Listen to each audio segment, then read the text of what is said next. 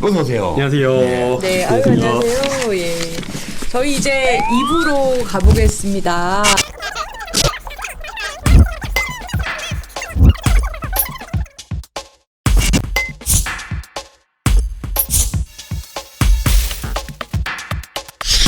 오늘 그 유재수 전 부산시 경제부시장에 대해서 감찰을 무마한 혐의, 조국 그 교수에 대한 마지막 기소 내용이죠. 이제 공소장이 언론에 공개가 됐어요. 일단 내용이 또 여러 가지가 조금 언론에서 이슈되는 부분, 문제되는 부분이 있었는데요. 이사장님께서는 이번 공소장 어떻게 보셨어요? 너무 간단하던데. 등장 인물만 많고. 이제 팩트 첫 번째는 팩트 문제가 있고 두 번째는 그런 팩트를 가지고 이게 형법상의 이제 직권남용 권리행사 방해라는 이 범죄의 구성 요건을 충족할 수 있냐라는 법리적인 문제 네. 두 가지가 있어요. 사실관계 확정에서 엄청난 차이가 있다는 생각이 드는데요.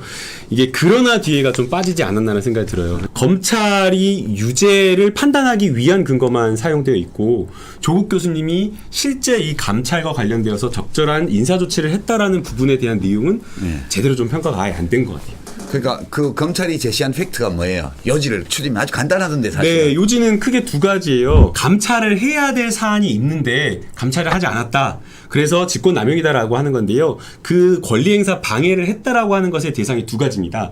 첫 번째는 감찰 반원의 감찰을 중단시켰다라는 거. 두 번째는 이제 금융위원회에다가 통보 조치를 하면서 제대로 좀 사실을 알렸으면 거기에서 인사조치가 되었을 텐데, 뭐 징계라든가 이런 것들이 되었을 텐데 제대로 알리지 않아가지고 결국에는 징계나 이런 것들을 해야 되는 그런 것들을 막았다라고. 그러니까 금융위원회의 징계할 권리를 방해했다. 네, 권리 행사를 방해했다는 거죠. 진짜 오명하다 정말. 근데 이제 팩트를 보면 내용은 이런 거예요. 그냥 간단히 소개하면 박형철 비서관이 감찰을 더 엄정하게 해야 되고 네. 뭐 수사일을 해야 되고 해야 됩니다 이렇게 주장했다. 이게 박형철의 주장이에요. 청와대에 있는 모모한 인사들이 우리 편이니까 뭐 감찰 그만해야 된다라든가 뭐 우리 편인데 왜 그러냐라든가 이렇게 청탁을 했다. 네. 그래서 조국 민정수석이 그런 청탁을 받고 그리고 박형철 비서관의 그런 주장을 무시하고 그리고 그런 요구는 대개 백원우 민정비서관을 통해서 전달됐고 그렇게 해서 봐주려고 감찰을 중단시켰기 때문에 아까 두 가지 권리행사 방해가 이루어졌다. 이게 요지예요. 그렇죠. 예, 근데 이게 사실인지 아닌지에 대해서는 아직 확정되어 있지 않고 다툼의 여지가 많아요. 제가 취재한 바로는 박형철 비서관이 결코 그렇게 말하지 않았거든요. 예, 오히려 조국 민정수석에게 수석님께서 이렇게 해주신 덕에 네. 그 옷을 벗길 수 있었습니다. 정말 잘 됐습니다라고 얘기했대요. 그럼 완전히 사실관계가 달라진 거예요. 그래서 이게 공소장에 나와 있는 건 검찰이 사실이라고 주장하는 내용이지 예. 사실로 들여다거나 사실인 것으로 밝혀진 내용이 아님을 우선 제가 말씀을 드릴게요. 법리적인 문제. 네, 아니, 이 변호인이 밝힌 것 중에 첫 번째가 굉장히 좀 법리적으로 중요한 것 같아요. 네. 그러니까 이 민정수석의 권한과 감찰 반원의 권한의 문제인 거라고 전 생각이 드는데요. 직권남용이라고 하는 게 결국에는 다른 사람이 가지고 있는 정당한 권한의 권리를 방해했다라는 부당한 방법으로. 네. 그런데 지금 이 감찰 반원이라고 하는 것은 감찰권이라고 하는 것은 민정수석에게 있는 것이고 감찰 반원이라고 하는 것은 민정수석을 보조하는 역할에 그치는 것이기 때문에 내가 판단을 해가지고 기초사실이나 여러 가지를 판단해서 감찰을 중단했다라고 한다면 그게 왜 권한도 없는데 그게 왜 감찰 반원의 권리를 침해한 거냐라고 이렇게 판단될 수밖에 없는 거죠. 자, 조국 장관의 유재수 사건과 관련된 기소권은 이 정도 보고요. 예. 지금 정경심 교수 재판은 이제 공판 준비기 이런 끝나고 이제 곧 이제 첫 공판이 열릴 텐데 그 동안에 그 오촌 조카 조범동 씨 재판이 본격 진행되고 있어요. 거기서 나온 일부 내용을 가지고 또 보도가 아주 기가 막힙니다. 네. 그 건 좀 살펴보죠. 정말 좀 너무 황당한데요. 기사가 마치 조국 교수님이 엄청난 공범인 것처럼 나왔어요. 내용을 보게 되면 이 조국 교수님과 정경심 교수님 사이의 카톡 메시지거든요. 그래서 이제 펀드에 투자를 하는데 이제 김경록 차장에게 뭐 물어보면서 이 펀드에 투자를 할 것이냐 말 것이냐를 결정하는데 조국 교수님에게 물어보고 결정할게 요 메시지가 있었다라는 거고요. 그 다음에 이 종합 뭐 소득세를 내잖아요. 5월달 정도에. 이 종합소득세가 한 2,200만 원 정도 나왔다라는 거예요. 그래서 이게 엄청나게 나와가지고 이제 조국 교수님이 TT 이렇게 하면서 너무 많이 나왔다. 뭐 대출도 받아야 되는 그런 상황이다라고 정경진 교수님이 조국 교수님에게 상의를 하고 조국 교수님은 그냥 이제 거기에 맞장구 치는 그런 거금이네 뭐 이런 거. 근데 이걸 가지고 마치 조국 교수님이 펀드 투자나 이러한 것들에 직접 관여한 것처럼 이야기를 하고 있어요. 탈세 공모까지 했다 뭐 이런 거는 정말 소설을 쓰는 거네요. 이만큼을 가지고서 나머지를 다 소설을 쓰는 거네요. 그러니까 그래서 이 기사, 이 조국 교수님과 뭐 카톡 내용 이런 것들을 통해서 밝혀진 사실은 정경심 교수님이 조국 교수님을 꾹이라고 부른다는 거. 이거 말고는 밝혀진 게 없습니다. 카톡 대화는 네, 입증된 게 없습니다. 그러면 검찰에서는 이 대화 내용이 그러니까 조국 교수가 사모펀드 운영에 관여한 증거다라고 했고 지금까지의 검찰에서 해오던 걸 보면 아마 이게 다일 가능성이 많을 것 같아요. 예. 만약에 핵심적으로 사모펀드 운영을 뭐 어떻게 하고 누구를 시키고 뭐 어떻게 해 이런 식의 관여 증거가 있었으면 벌써 공개를 했겠죠. 그 관여 증거가 있어도 입증이 쉽지가 않고요. 그 전에 정경심 교수님이 관여한 걸 입증을 해야 되는데 그렇죠. 그것 맞습니다. 자체가 지금 쉽지 않은 거예요. 지금 조범동 씨가 뭐라고 진술을 했냐 하면 코링크의 소유주는 익성이라고 얘기를 했고요. 네. 익성 이제 한동안에 미디어에 이름이 사라져가지고 이제 네. 가물가물한데 네. 익성의 그 회장님이 돈이 많은 분이에요. 그 익성 것이고 자기는 그 대주주 실소유자들의 지시를 받아서 실제 운영에는 관여했다.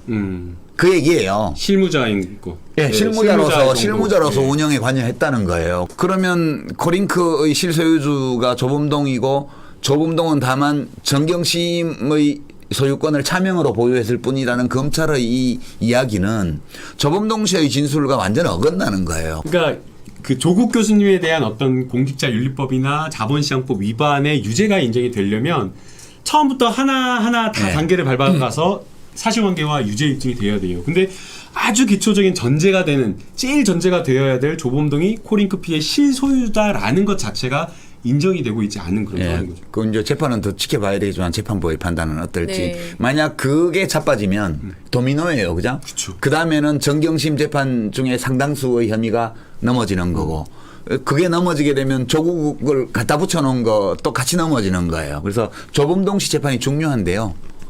의외로 이 조범동 씨 재판에 대해서 상세한 보도가 별로 없어요. 그렇다고 알릴레오가 그렇죠. 직접 특파원을 파견해서 거기 가서 재판. 저를 특파원으로 파견해 주십시오.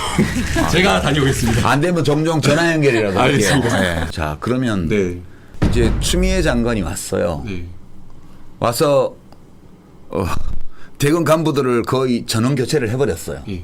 지금은 예. 손발이 잘렸다고 하는데 사실상 완전히 잘린 건 아닌 그렇죠. 것 같아요. 예.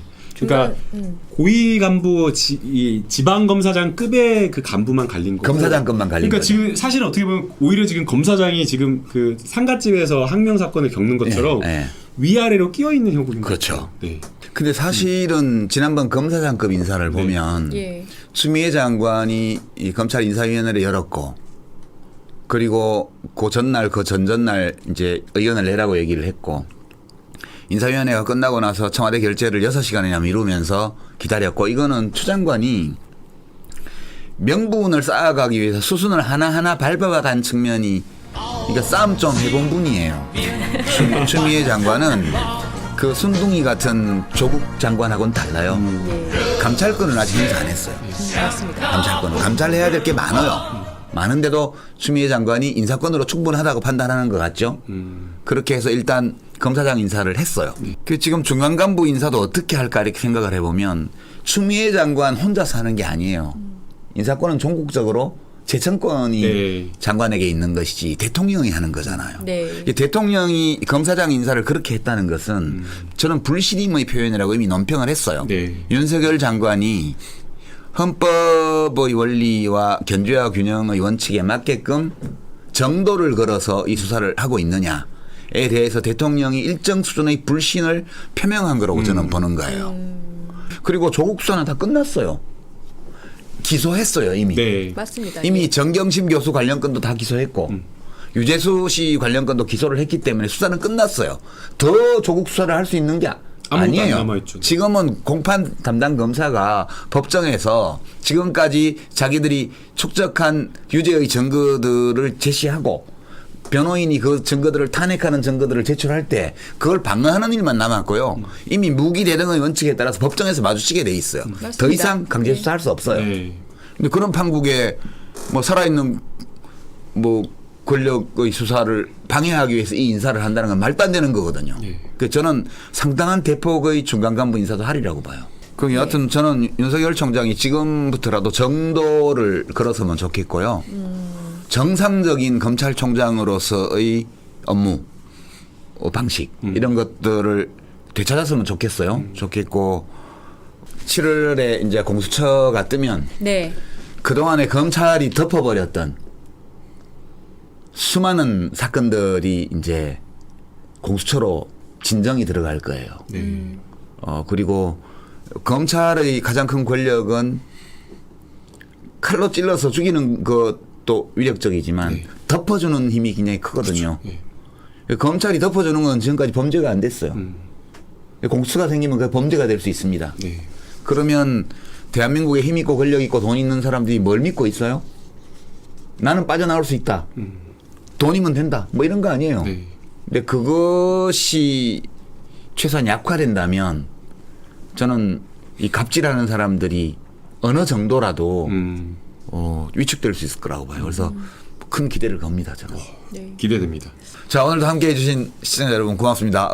슈퍼챗 쏴주신 돈은 저희 이 노무현 시민센터 건축기금으로 들어간다는 점 다시 한번 고지해 드리고요. 모든 범사에 감사드리면서 오늘 인사드리겠습니다. 고맙습니다. I love you. 감사합니다. 즐거운 설날 맞으세요. 네. 새해 복 많이 받으세요. 예. 고맙습니다. 수고하셨습니다. 고맙습니다.